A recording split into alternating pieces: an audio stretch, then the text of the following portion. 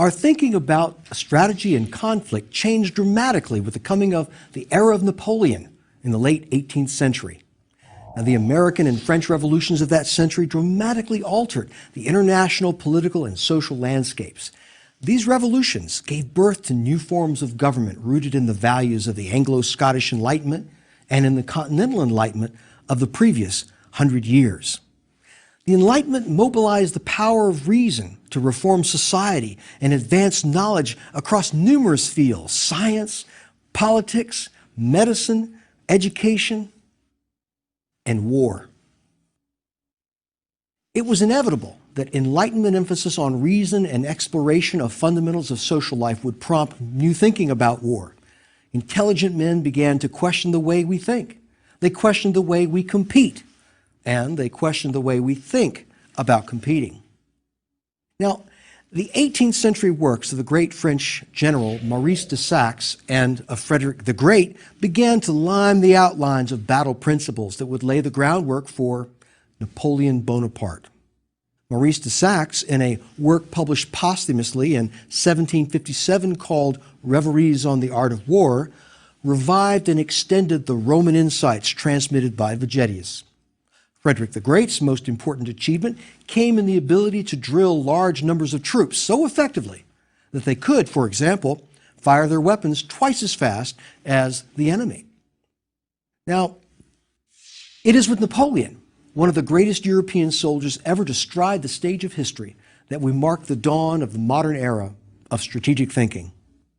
All of the elements for a military strategic revolution were present: new thinking, new technologies, and increasing populations. All that was needed was the melding of the right man with the moment to assemble them to powerful effect. Now, the ascension of Napoleon to the role of Europe's greatest soldier came as a result of this perfect storm. We now look at Napoleon's genius and the two great theorists of the 19th century who interpreted his battles for us: Antoine Jomini and Karl von Clausewitz.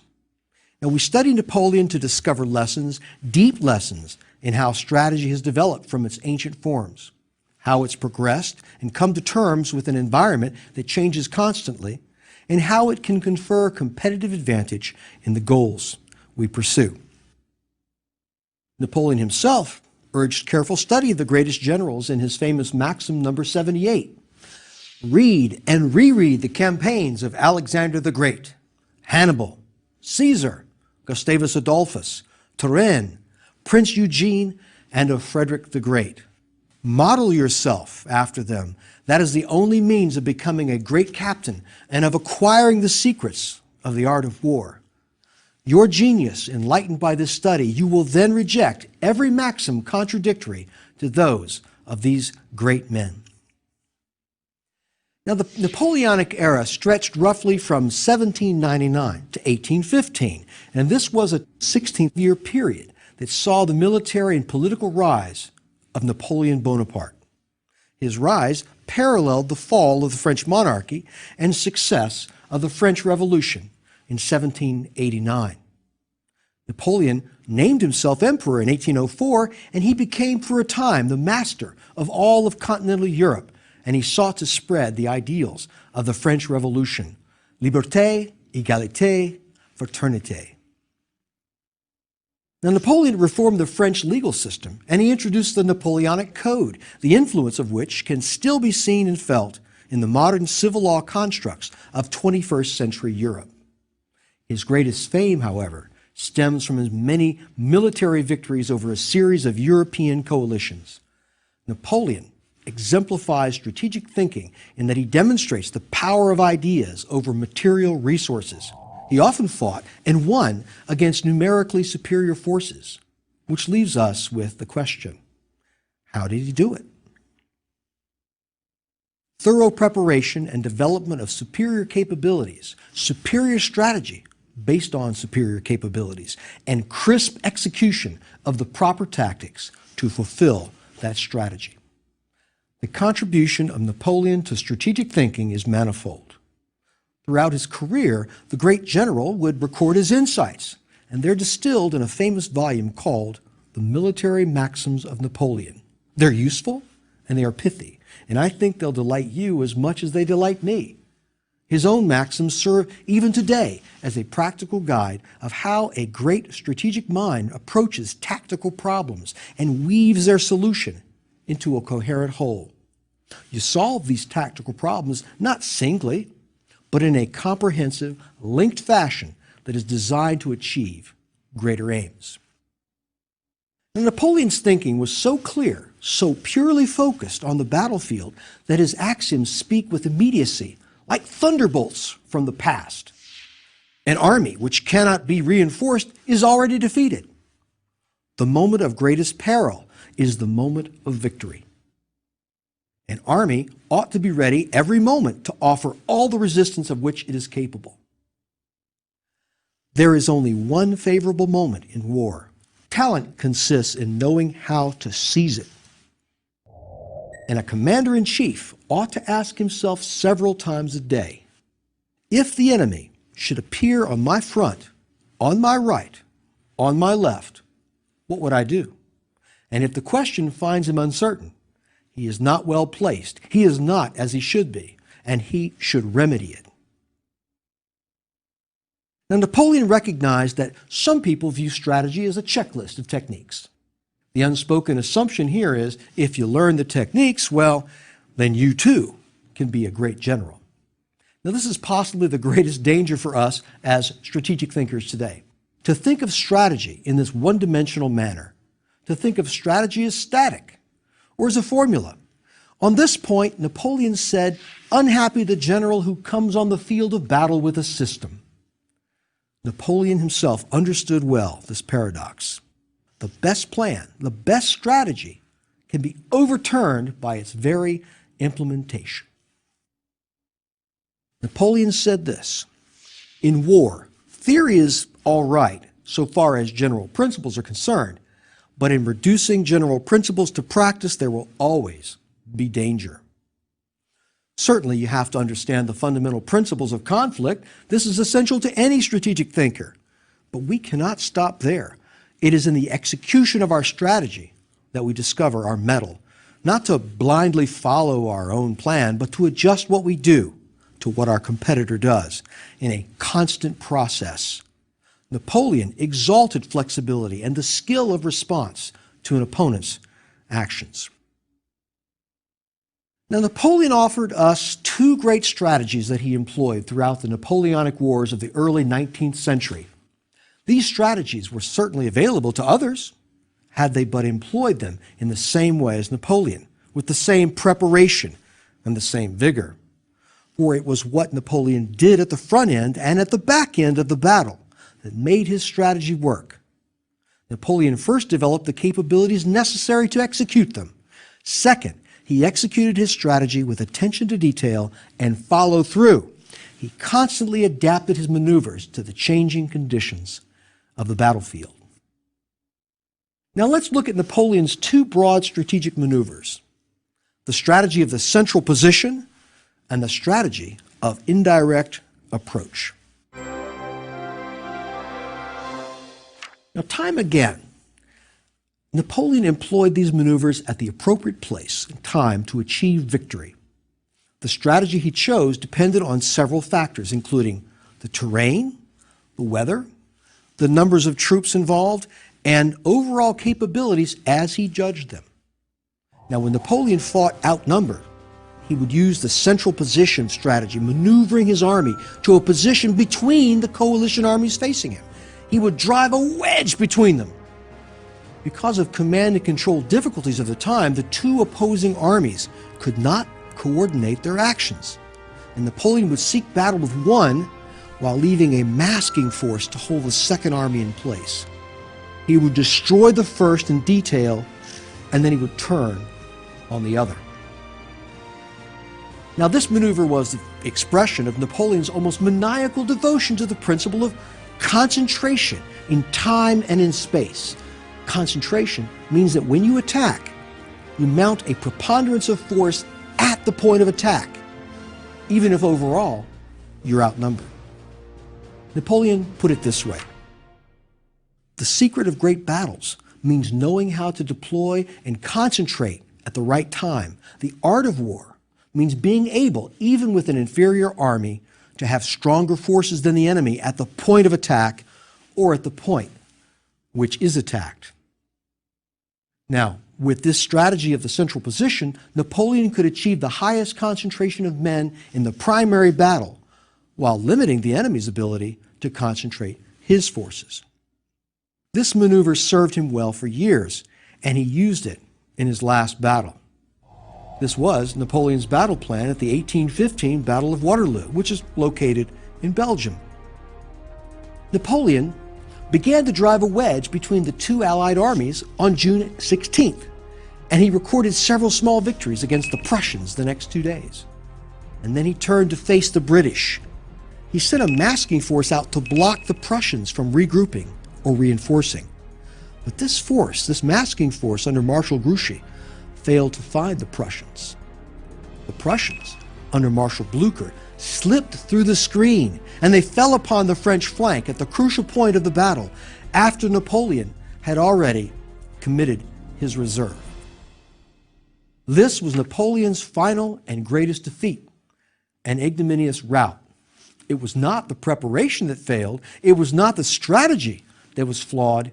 It was in the execution of the strategy that Napoleon's Grande Armée was defeated. The failure to mask his flank and rear from the Prussians.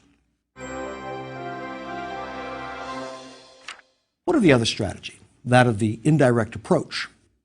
Well, Napoleon had strength comparable to his opponents and room to maneuver. He would use the strategy of indirect approach. He would position a small force to the front of the enemy. Now, this force would, as we say, demonstrate. It would skirmish, feigning a major attack. Simultaneously, the French main force would swiftly march to the enemy flanks or to the rear. Presumably, the enemy would be distracted by the demonstration to its front, skirmishing, and be surprised by Napoleon's swift march to the rear. Napoleon would place himself on the enemy's lines of communication and supply, and the enemy would be forced to fight at a disadvantage or withdraw, losing much in the retreat. Now, apart from his military maxims, Napoleon left us no great compendium of his strategic perspective or of his personal system of battle. It was left to others to analyze his battles and to tease from them the strategic secrets locked within. Napoleon is tightly bound up with the names of the two most influential military theorists of the 19th century, Antoine Jomini and Karl von Clausewitz. Both theorists offered powerful interpretations of the Napoleonic Wars, and they influenced the making and implementation of strategy even today. In fact, the lessons of Napoleon are largely the lessons of Jomini and Clausewitz. Antoine Jomini was a Swiss citizen and an officer in Napoleon's Grande Armée, a student of the campaigns of Frederick the Great. He first rose to prominence by his writing on military matters, which brought him to the attention of Marshal Ney, an officer whom Napoleon called the bravest of the brave. No mere armchair theorist, Jomini fought with distinction at the battles of Austerlitz and Lutzen. He spent the last decades of his life as a general and an advisor for the Russian Tsar. Now, throughout his professional life, Jomini sought the lodestone of military art, to divine the secrets of battle. And in his Art of War from 1838, he believed he had discovered them. And this is the work often credited with being the very first to define strategy, tactics, and logistics as three distinct realms. Of these, defining the overall principles of strategy was his prime concern. Jomini said, "There have existed in all times fundamental principles on which depend good results in warfare. These principles are unchanging, independent of the kind of weapons, of historical time, and of place." According to Jomini, the fundamental principle of strategy was that of concentration. Concentration of forces at the decisive point on the battlefield. Now, this concentration consisted of four interrelated elements. First, bringing by strategic measures most of your forces to bear upon the decisive areas of a theater of war and upon your enemy's communications without compromising your own. Now, if we apply this principle of concentration to modern-day business, for instance, one way it can play out is if we bring our resources to bear on a single critical part of, say, the competitive marketplace, whether that be a critical geographical location or a critical demographic of a particular market segment. In this way, we can match or overmatch a larger competitor in a particular slice of the market. Second, maneuvering to engage your major forces against parts only of those of the enemy. Third, by tactical maneuvers to bring major forces to bear on the decisive area of the battlefield or on that part of the enemy's lines that it's important to overwhelm. And finally, fourth, ensuring that these masses of men brought to bear at that decisive place are put into action fast and together to make a simultaneous effort.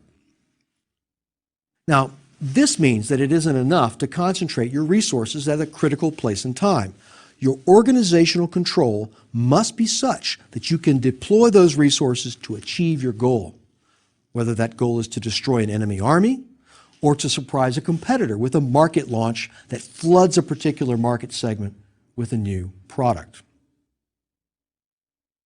Now, in addition to the principle of concentration, Jomini brought geometric precision to strategy and tactics. I mean this literally. Jomini believed in the geometry of war. He introduced geometric principles of angles and force to space ratios into analysis. Jomini developed 12 geometric orders of battle. Now, these orders of battle consisted of specific geometric formations, ways to engage an enemy. And these basic geometric formations included parallel, the L shape, reinforcing of the wings, reinforced center, oblique line, a concave line, a concave broken up into an echelon with successive waves or units of troops, center attack plus one wing attack. The wise general chooses whichever order of battle is in accord with the appropriate principle. In this, Jomini has been criticized as the ultimate reductionist, reducing strategy to a checklist. No, Jomini was far from being this simplistic. Jomini's purpose was to impose order upon chaos and to demystify the Napoleonic Wars for generals and laymen alike. He recognized that the circumstances of time and place mattered a great deal, that the same principles of action would not hold true if a battle was conducted in places as varied as, say, desert, swamp, a plain, or mountainous terrain. But the principle was where you started. Now, Jomini's great contemporary was Karl von Clausewitz. Jomini and Clausewitz did not like each other, but such dislike doubtless sprang more from their natural competitiveness than from their theoretical differences. They were, after all, both men of war, shaped by the battles they fought, and of course, they fought on opposite sides. Clausewitz was a Prussian officer whose posthumously published On War in 1832 remains today the most influential of military treatises on strategy. He positioned war in a larger context. Clausewitzian thought moved us from the battlefield and into the halls of kings and presidents and demonstrated the connections between the political and military spheres. Clausewitz viewed conflict as a function of three variables: violence, chance, and political aims. It was the job of the strategist to balance these three inputs to achieve victory. Now, of the three, the variable with the most relevance for us as strategic thinkers is that element of chance, the interplay of the military commander's courage, his talent, and skill with the capabilities at his disposal as pitted against an opponent. Now, in this grappling with an opponent in the furor of battle, Clausewitz believed that the commander's insight in the face of chance was the key to victory. And he called this coup d'oeil, the glance of the eye, or the lightning insight. And this is one of the greatest contributions of Clausewitz, this notion of swift and intuitive decision-making in battle. Only recently has cognitive psychology even caught up with Clausewitz. Military establishments today, particularly the United States Marines, recognize the importance of intuition in battle, or coup d'oeil. Moreover, the latest research suggests that intuitive decision-making can be taught. Now, this doesn't mean that everyone can become a Napoleon.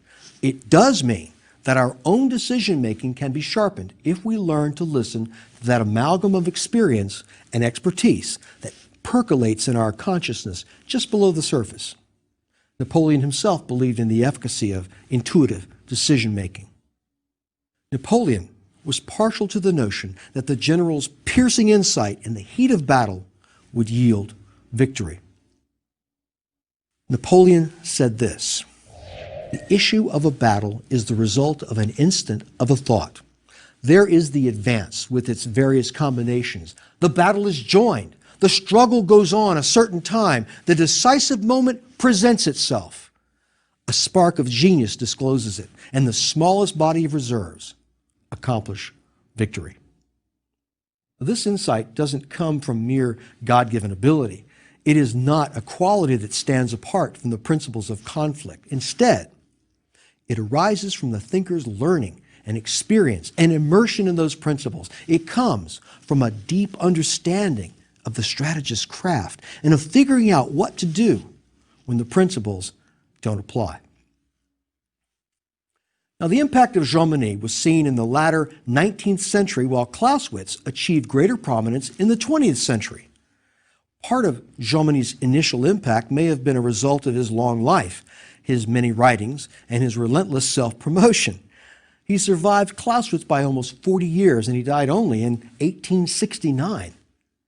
Jomini's influence can be seen in the American Civil War in particular, and it inspired the tactics of massed frontal infantry assaults on both sides that led to massive casualties. But the fault is not Jomini's. Rather, it is the commanders who thought of strategy in terms of a checklist. And if technology had outstripped the prescribed strategic and tactical execution of Jominian principles, well, then profound strategic thinking would have adapted those principles to the changed technological circumstances. Some did adapt. The Civil War yielded several practitioners who appeared ahead of their time in their creativity and their ability to adapt to fluid and chaotic situations. They recognized the futility of massed infantry assaults against an entrenched enemy, armed with long-range rifles and the devastating new round, the mini-ball. Southern General Stonewall Jackson believed in maneuver and surprise as powerful weapons, not just enhancements of the real business of making war. Jackson's Shenandoah campaign of 1862 was a brilliant demonstration of the power of feint, deception, and speed of maneuver as force multipliers. His motto was always mystify, mislead, and surprise the enemy. Another Southern general's battlefield thinking was so far ahead of its time that it was not until the Second World War that his battlefield maneuvers would be fully appreciated and utilized by a new generation of warriors. Nathan Bedford Forrest's most famous aphorism appears deceptively simple, even simplistic. Get there first with the most. But this short phrase encompasses a core of strategic theory that includes surprise, maneuver, objective, speed, capabilities, and mass. Now, it's not likely that the self-taught Forrest studied Napoleon or Jomini, but he understood strategy at a visceral level, and perhaps no other general of the Civil War employed the principle of concentration better than Forrest. General Forrest's 1864 victory over a Union force twice the size of his own at the Battle of Bryce's Crossroads exemplified Jominian principles. This was Forrest's masterpiece and the archetype example of pursuing an enemy until he's all but destroyed. In this Mississippi battle, Forrest engaged and defeated a larger force and then led a 60-hour pursuit of panicked Union forces, halting the chase only after he himself was no longer able to physically remain in the saddle from exhaustion.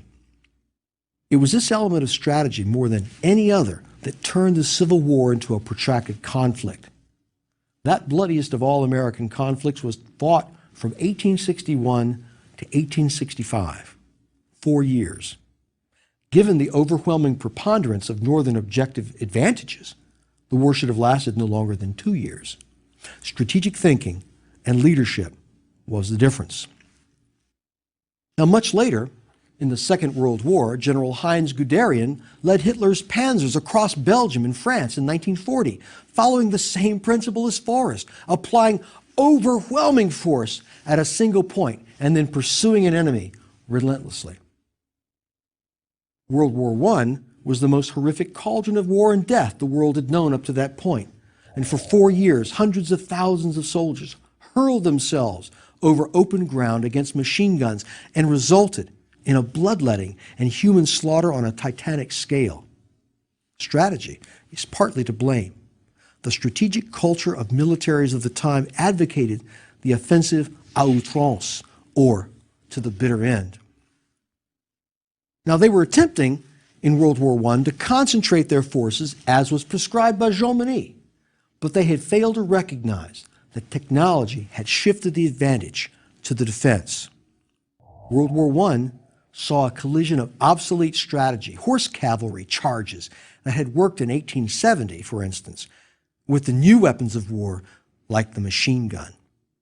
The horrors of World War I led to a rethinking of strategy, and one of the most prominent military thinkers of the early 20th century developed a strategic theory that appears quite powerful and is useful outside the purely military affairs. Basil Liddell-Hart's study of the frontal assault in hundreds of battles over 2 millennia of war led him to conclude that the frontal assault had limited utility. He advocated his own theory of indirect approach that incorporated first-hand experience of World War I with the new weapons introduced in that conflict, particularly the armored tank. Now, Basil Liddell-Hart's deep development of the strategy of the indirect approach appears an amalgam of earlier thought, but it gained a sense of urgency from the horrific casualties suffered in World War I on the Western Front. As we moved from World War I into a new era of warfare in the 1930s, other strategic theories emerged as responses to changing conditions, political as well as technological. And one of the most notorious of these was the field of geopolitics, made notorious by its most enthusiastic proponents. At the heart of every great theory is an insight so blinding and yet so obvious that it inspires thousands. The problem comes when the insight is pushed beyond its natural limits and entire philosophies are built around it, to the exclusion of other, perhaps equally valid insights. And geopolitics arose in the early 20th century and eventually claimed status as a separate social science. It was geographical determinism. Geography determined the destinies of states and the fate of men. Sir Halford Mackinder believed that particular geography bestowed certain immutable advantages on the holder of particular terrain. Moreover, these advantages, over time, could lead a nation-state under a determined leader to eventually extend influence over the entire world. And one of the most famous dictums of geopolitics was formulated by Sir Halford Mackinder in 1904, and it is ominous in what it pretends. Who rules Eastern Europe commands the heartland. Who rules the heartland commands the world island. Who rules the world island commands the world. But geopolitics soon suffered as it was adopted by Nazi Germany as a pseudo-scientific justification for German expansion. But today, geopolitics has made a comeback, and the term has seeped into the public discourse as a kind of rhetorical incantation to lend gravitas to what one says. 2 lectures from now, we devote an entire lecture to the contribution of geography to our understanding of strategy. Now, from the Enlightenment theorists to Napoleon and on into the 20th century, modern military thought about strategy has gained clarity and precision. Here are some key points. Regardless of how chaotic a situation may be, there are principles that can give shape to your thinking about the situation. Immersion in such principles allows for coup d'oeil flashes of insight. And the upshot of this 200-year stretch of strategic history is that there are unvarying principles of strategy, but they are akin to techniques. They do not stand alone as a magic formula. They do not transform a soldier into a great general. No, there is no checklist to guarantee victory. Theorists give us tools, and two tools worth remembering are the indirect approach and the strategy of the central position. We must learn how and when to use such tools. For instance, the frontal assault is used far too often. Strategic thinking requires much more than memorization of principles. Strategic thinking requires you to develop a keen and agile mind that is capable of independent and responsive thought. Strategic thinking requires you to develop yourself as a strategist, and you do this by thorough preparation of your capabilities, a unique set of capabilities, understanding of general principles of conflict, and detailed tactical follow-through. So keep your own strategic thinking capabilities in mind as we turn next time to a consideration of current-day strategic principles, starting with those of the United States Army.